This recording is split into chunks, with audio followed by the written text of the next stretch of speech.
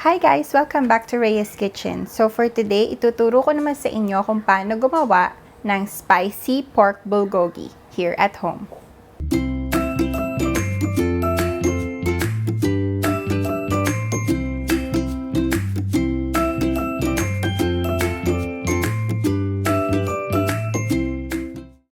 Since lahat tayo ay nagke-crave for some Korean food nowadays dahil sa kakanood natin ng mga K-dramas, share ko sa inyo ang ating mga ingredients.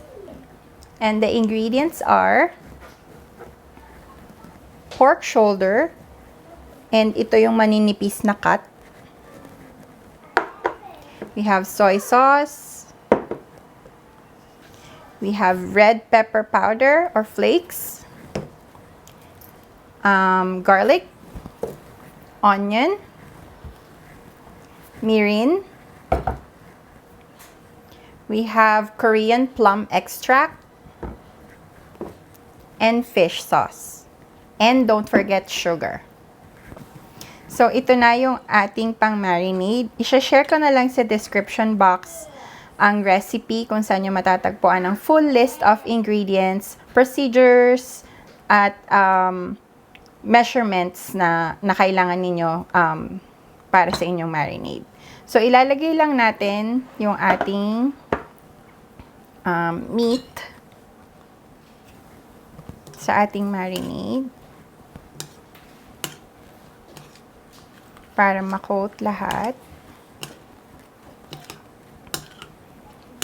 So, marami kayong pwedeng paraan kung paano ninyo kakainin ang pork bulgogi. It can be on its own with steamed rice, or you can use it parang yung sa samgyup where you can wrap it in a leaf and then kakainin nyo siya. So, na-incorporate ko na yung lahat ng ating pork sa ating marinade and nahalo ko na rin siya. So, para to get the best flavor out of this marinade, you can marinate it for 24 hours or overnight. And kung gustong-gusto nyo na talaga siyang kainin, pwede nyo yung kainin siya after half an hour nyo siyang in-marinate. So, mainit na yung ating pan. Pwede na natin ilagay ang ating bulgogi.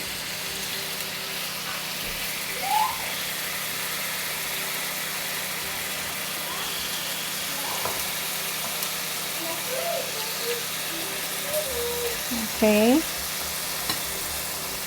Madali lang siyang maluto since manipis lang siya. So, pwede nyo siyang baliktarin.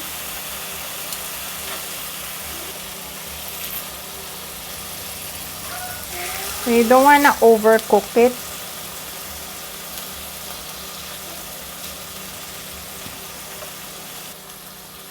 Okay guys, so medyo malapit na siyang maluto. So, lagyan lang natin siya ng green onion for more flavor. Halo-halo lang natin siya.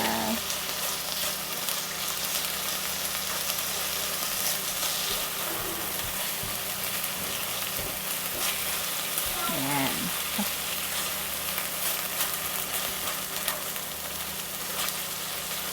So, ayan. Kung gusto nyo, pwede nyo rin siyang medyo tostahin ng konti. Pero, for us, gusto namin medyo malambot siya pag nilagay siya sa rice. Okay guys, ito na ang portion na hinihintay nating lahat. Ang tikiman portion. So, here's our pork bulgogi with rice. Tikman natin siya.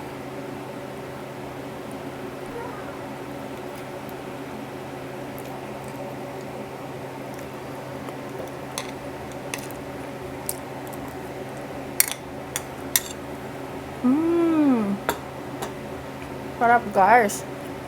Ang isa pang paraan ng pagkain natin ito, yung ibabalot natin siya sa Korean lettuce.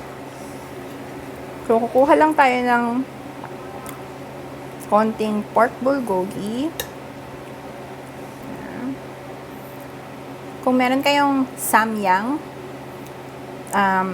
pwede nyo siyang itap dito. Yan, ibabalot lang natin siya. And then, kakainin natin.